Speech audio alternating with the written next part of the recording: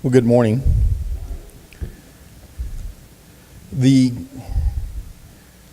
perhaps second only to the slaying of Goliath, the historical account that we read this morning is one of the most familiar passages that involve David. What begins with David being in the wrong place continues as we find him setting his mind on the wrong things and asking the wrong questions, making a wrong request and a wrong decision. The original sin of lust and adultery, as if that's not bad enough, to cover up his sin, David would engage in deception and premeditated murder. But it all starts when we find David on the roof. When I was a child, in so many years ago, I remember a game called Mousetrap. I never owned the game.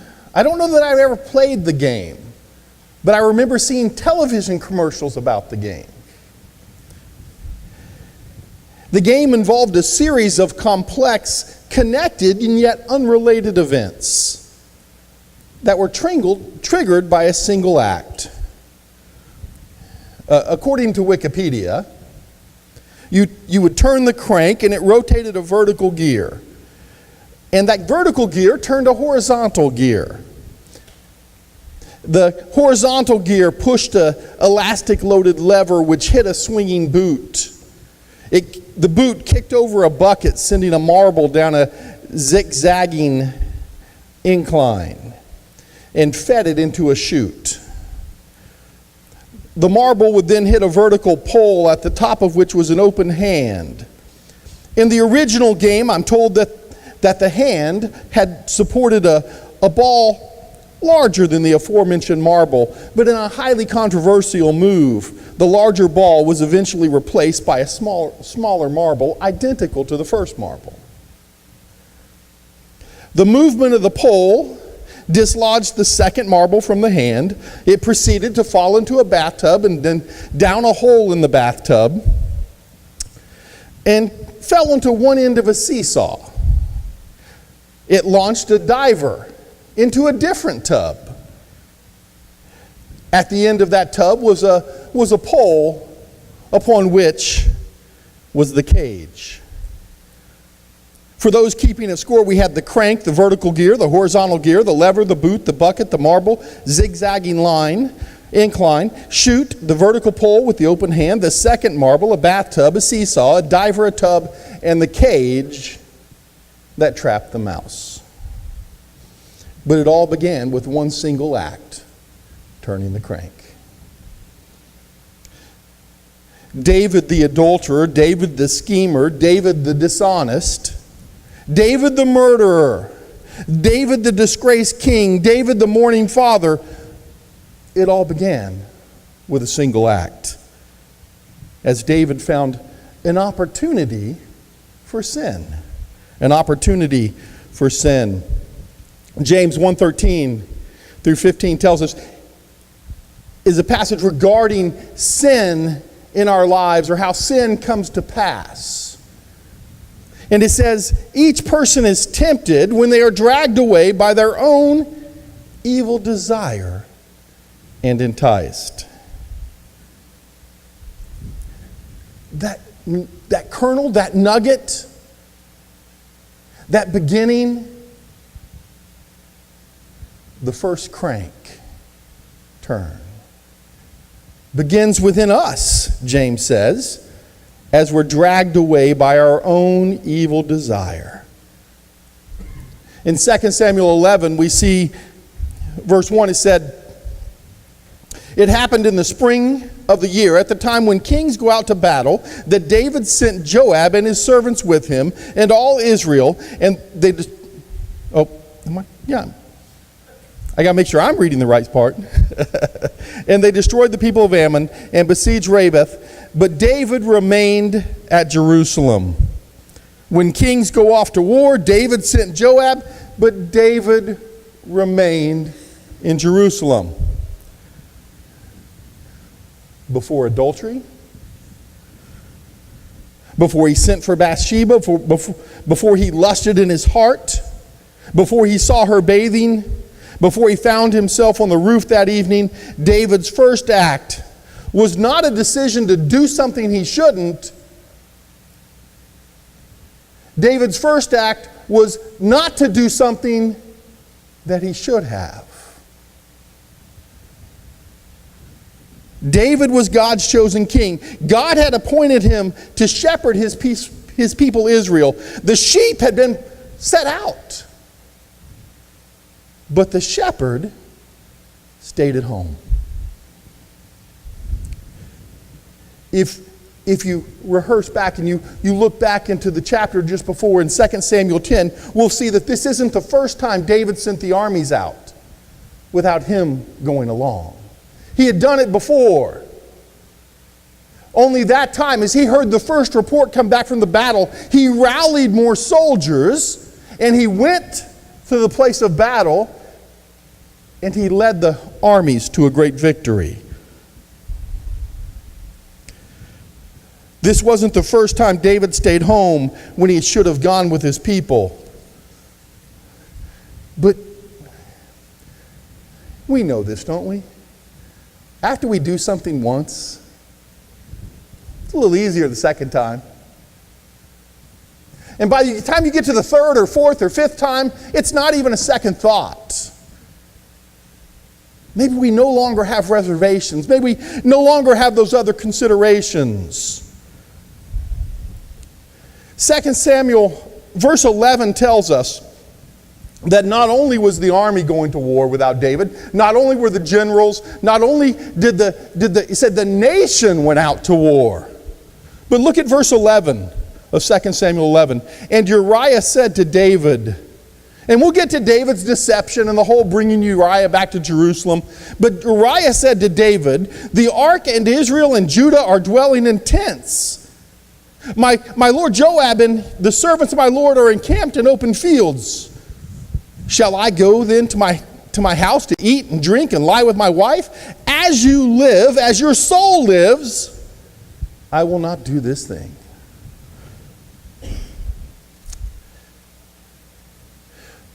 We hear this, we think, okay, Uriah understood. He was a foot soldier. He was just taking orders. He went where he was told and he did what he was told. And he understands his responsibility and he understands his commitment. Uriah knows his place. But don't miss this.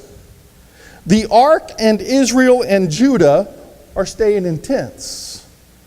Well, to be honest, the ark always was staying in a tent, right? The ark was in the tabernacle. That we spoke a few weeks ago about the Holy of Holies, that special section within the tabernacle. But I believe what Uriah is saying is not only did the nation go out to battle, not only did Joab and the armies go out to battle, but the tabernacle was packed up and moved and rebuilt and was placed where the battle would transpire. We remember the difficulties David's already had when moving the ark. This battle was so significant that they wanted God at the battle. Right? They wanted God there. They moved the tabernacle. Why in the world would David stay home?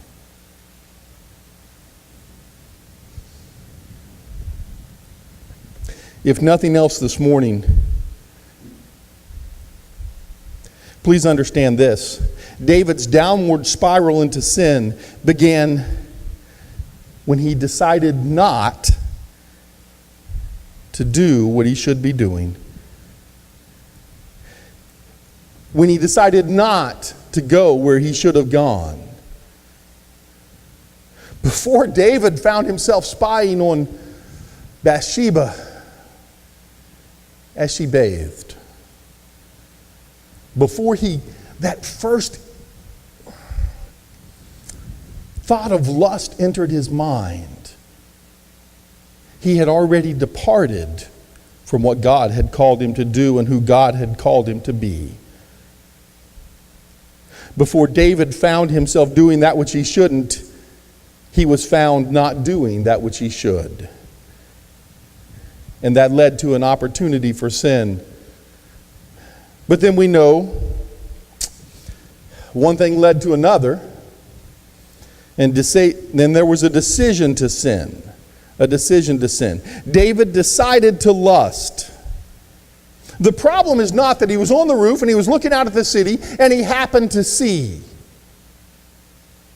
The problem was that he looked. He purposed to look. And let me say this. I've heard preachers hedge. I've heard Christians talk about David and they hedge and they said, well, you know what? Bathsheba shouldn't have been bathing out in the open.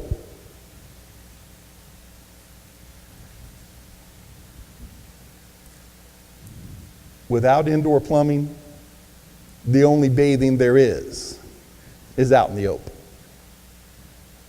Secondly, Bathsheba was not on a roof.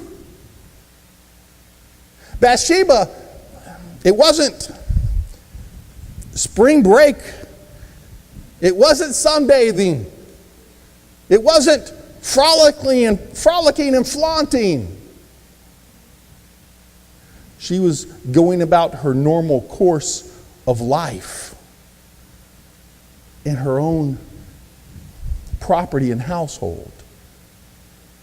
Only David happened to be on a roof looking down. I don't believe Scripture suggests in the least that Bathsheba did anything wrong until she responded to David's advances. I also don't think Scripture here tells us that David forced himself upon Bathsheba. So I'm not saying she's not a part of this, because obviously she is. But the initiation, those first several steps, those were David's and his alone. There was a decision to lust. David decided to lust as he gazed from his roof. You know, maybe you've seen this. You're out in a public place, and guys, I'm going to be honest.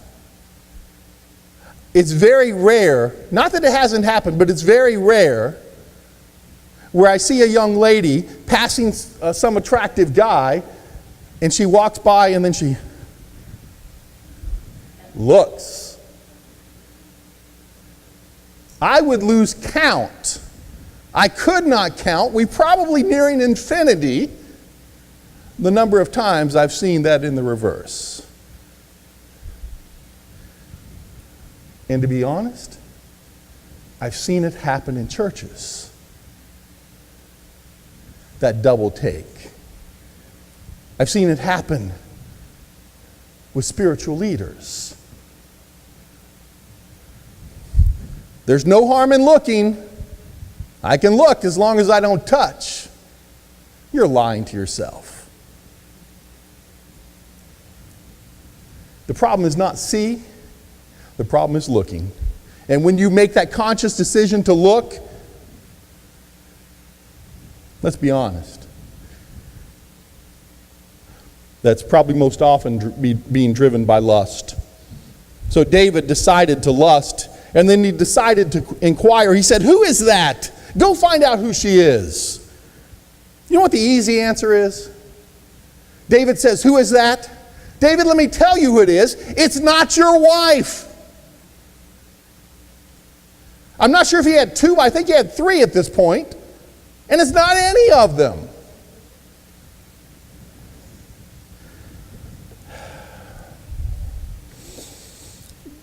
David didn't need to know who she was, because he already knew who she was not. She was not his wife. And then David, not only did he decide to look, not only did he decide to lust, not only did he decide to inquire, he decided to act. David had just learned who she was. She's the daughter of one of your officials. The daughter of one of your counselors, David. As you read in the life of David, and you look at the details of some of the things that happened both in the wilderness and running from Saul, and then also after he becomes king, we read about a group of individuals that weren't just those that flocked to David and David took care of in the wilderness. There was this group that they called David's mighty men. 70 individuals whose dedication and valor. You've seen the generals or the individuals from the military, and they have this placard of all their medals on their chest. And if you look closely on some of those ribbons, there are different insignia put in place. And one of the insignias that's on the ribbon, now you'll get rather than having two, if you had a certain medal more than once, a Purple Heart or whatever, rather than having multiple ribbons, you'd have that ribbon, then you would add a little thing plugged into it, stuck into it. I'm sure this is an official word, and I probably should know that, but I don't.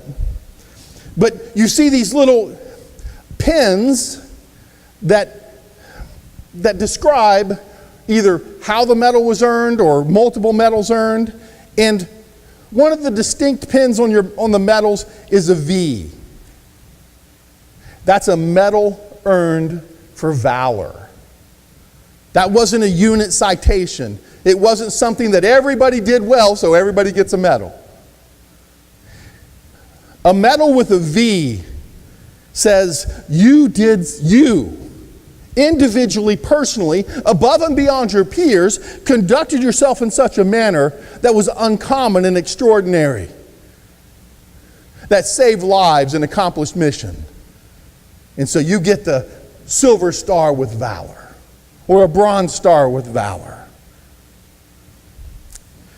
David's mighty men, they'd have a whole chest full of little valor pins, because that's who they were and that's what they did.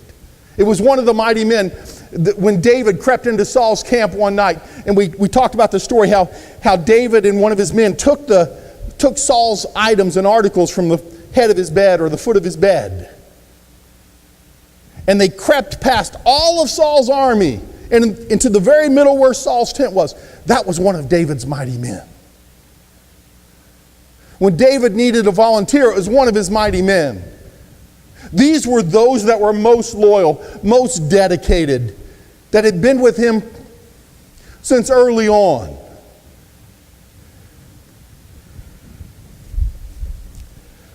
David, not only is Bathsheba the daughter of one of your counselors, she's the wife of one of your mighty men. She's the wife of a man that put himself in harm's way and put himself in jeopardy for you. A man who's dedicated himself to you. A man that God had used time and time and time again as a part of that troop to keep David safe and rescue him from a mad king who sought to kill him. She was the daughter of one of his officials. She was the wife of one of his mighty men. And yet still, David said, "Bring her to me. Go get her." David made a decision to sin. We know that sin, there are always consequences of sin as well. Numbers 32 says, "Be sure your sin will find you out. Every sin is a transgression against God. Every sin brings consequence. Sometimes that consequence is immediate. Sometimes it's public. Sometimes it's unfolding over time. But there's always a consequence. Sin always has a consequence.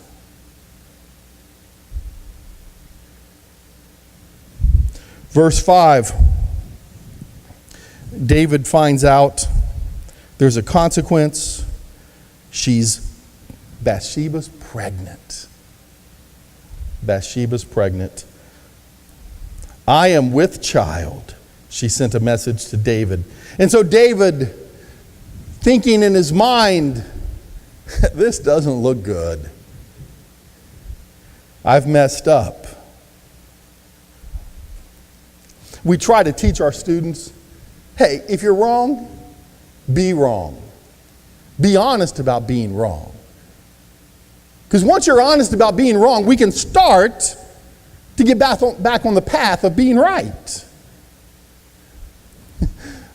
When I was in boot camp, even though I was in the Navy, we had to do drill, and we had these wooden fake rifles, and we had to, do different things with them, some whatever. Going from parade dress to attention and twirling them and doing various things. They wanted us to teach us to follow orders together as a group. So everybody's doing the same thing at the same time. And as we're learning to do this, our company commander he'd come in, the leader of our company, I don't know what we had, 40 or 50 or 60 kids in this, or individuals in this boot camp class.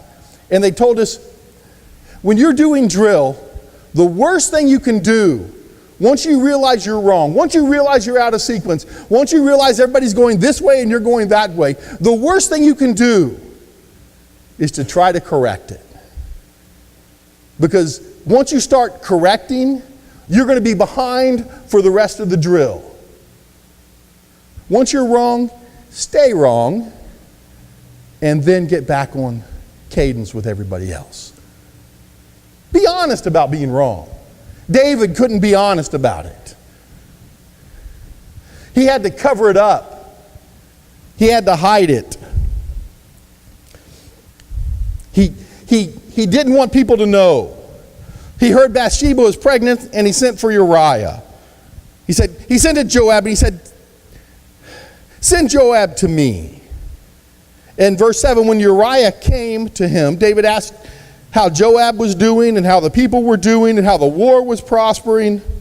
And Uriah gave him a report, and David said, thank you very much for that report. That's a great report.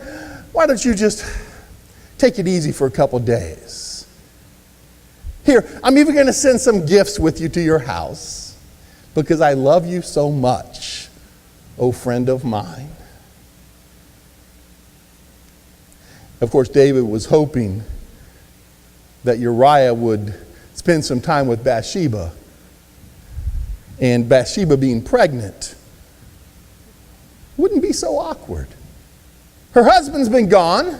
He's been on the front lines for 2 or 3 months now. And now she's pregnant.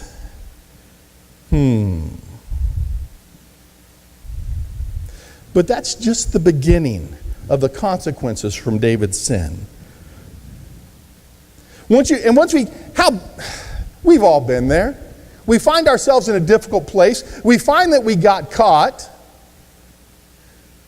And then trying to get ourselves out of that mess, we make a series of decisions to save face, to cover it up. Each one worse than the decision before. And we find the compounded nature of sin. In public life today, we often find that politicians or public figures get in more trouble for covering up than their original actions. In the news right now is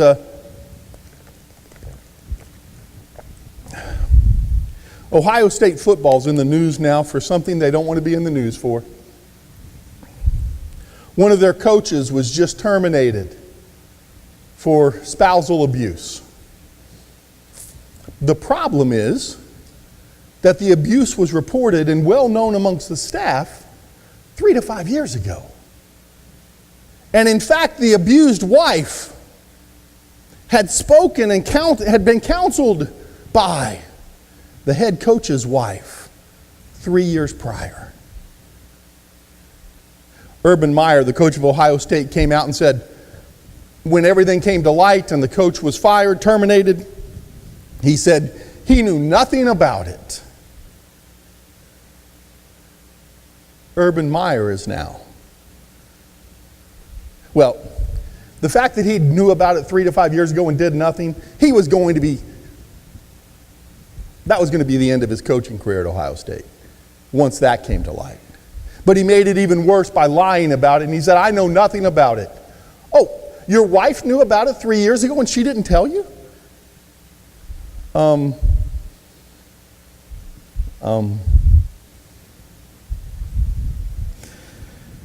To cover up his sin, David put into place a dishonest scheme.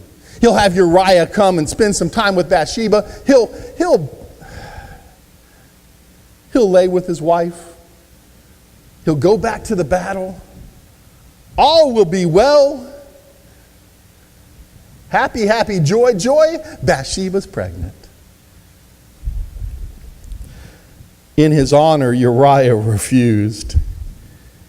He said, while the ark of God, while the troops of God, while the nation of Israel, while my king's servants are in battle, I'll never do that. And how much did it dig at David when he said, I wouldn't do that as long as you live, O king? Wow. Uriah framed his own integrity against David. He wasn't saying David he had no idea. He wasn't saying David was acting inappropriately. He was saying, I won't do this because of my dedication to you. You mean too much to me. The armies of Israel mean too much to me. When his dishonest scheme didn't work, David sought to cover up his sin of adultery, and he will even eventually commit murder. Let's look at verse 14. This is after Uriah. Now for 3 days he's refused to go spend time at home and spend time with his wife. Verse 14 says, in the morning it happened that David wrote a letter to Joab, sent it by the hand of Uriah. And he wrote in the letter saying, set Uriah in the forefront of the hottest battle and retreat from him, that he may be struck down and die. And so it was, while Joab besieged the city, that he assigned Uriah to a place where he knew there were valiant men, and the men of the city came out and fought with Joab, and some of the people of the servants of David fell, and Uriah the Hittite died also. David ordered the death of Uriah and sent the order by the hand of Uriah. He knew Uriah's integrity. He knew that I'm going to send this sealed message to Joab, and Uriah's not going to open it and read it. He's going to take it from my hand to Joab's. Because that's who Uriah is. David planned for Uriah to be a casualty of war. David had ordered Joab to conduct the attack in such a fashion that Uriah would be killed in action. And this tactic was so out of the ordinary that once it transpires, Joab wanted to make sure that the report of casualties included Uriah by name. Look at verse 18, beginning where this is now the reports coming back to David of the battle. Joab sent and told David all the things concerning the war, and charged the messenger, saying, when you have finished telling of the matters of the war, of the war to the king, if it happens that the king's wrath rises and he says to you, why did you approach so near the city when you fought? Did you not know that they would shoot from the wall? Who struck Abimelech, the son of Jerubasheth? Was it not a woman who cast a piece of a millstone on him from the wall so that he died? Why did you go so near the wall? So Joab said, when David says all these things, here's what I want you to say. Uriah the Hittite is also dead. The battle strategy that was employed to murder Uriah was so foreign to the army that Joab wanted to remind David, this wasn't my plan, this was your plan. I did what you told me to do.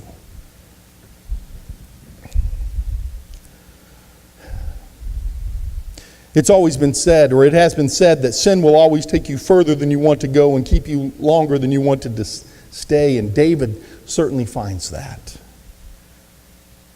The compounded nature of sin.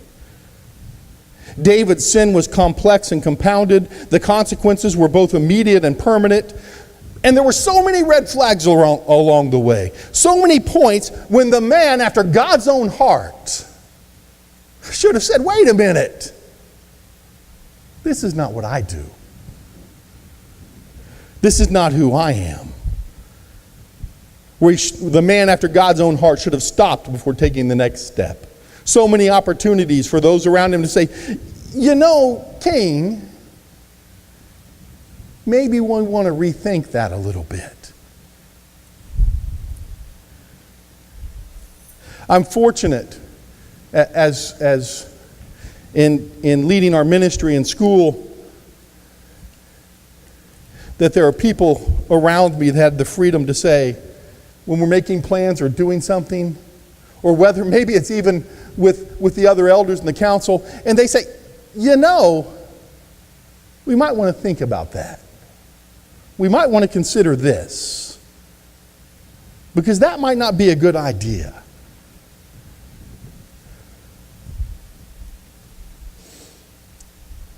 I entitled the sermon this morning, The Roof, because like turning the crank of the mousetrap game, the events on the roof seem to set everything in motion. But we know before David's sins of commission that began on the roof, there was a sin of omission. This tangled web of sexual sin, deception, and multiple murders. We think of David killing Uriah, but what did the report say? Some of the king's troops also died. To kill Uriah, David killed others. Nameless, faceless, each with a family. Unmentioned. Just caught up in the wash of the king's sin.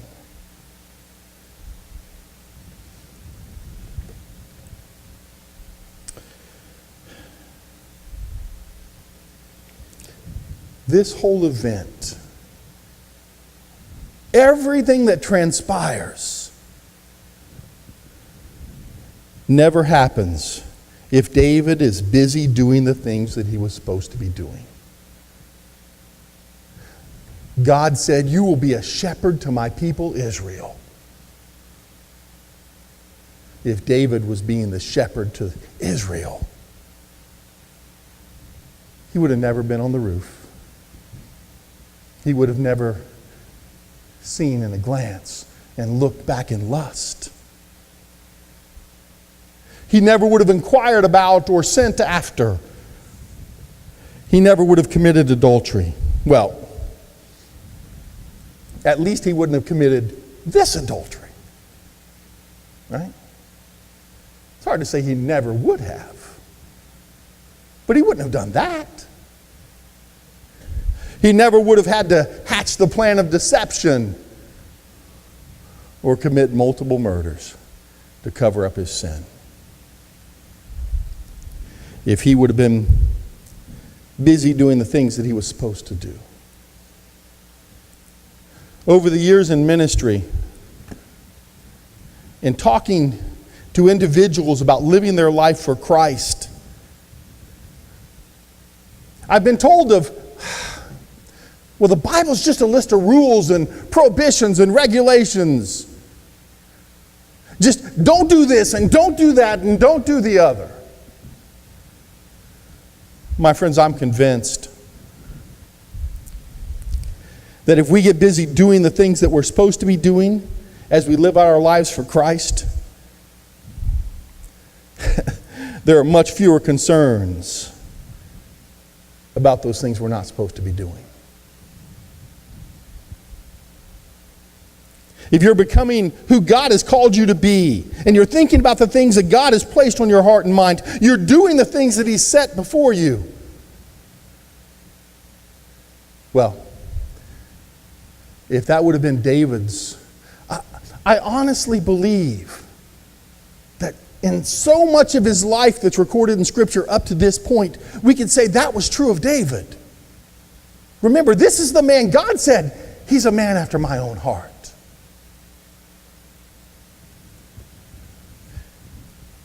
If he had been back being the person that God has called him to be and thinking the right thoughts and doing the right things, having the right perspective and focus, he would have never been on the roof.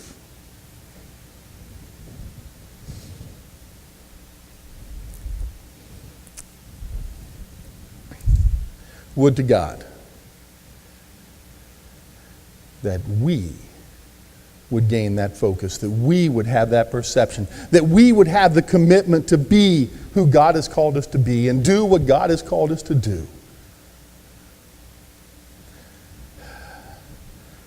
I'm not saying we'll never find ourselves on the roof, but the chances of being there are greatly diminished. And the chances you'll be thinking the right things and handling things correctly is greatly increased. It's about being the right person all the time. Let's bow our heads.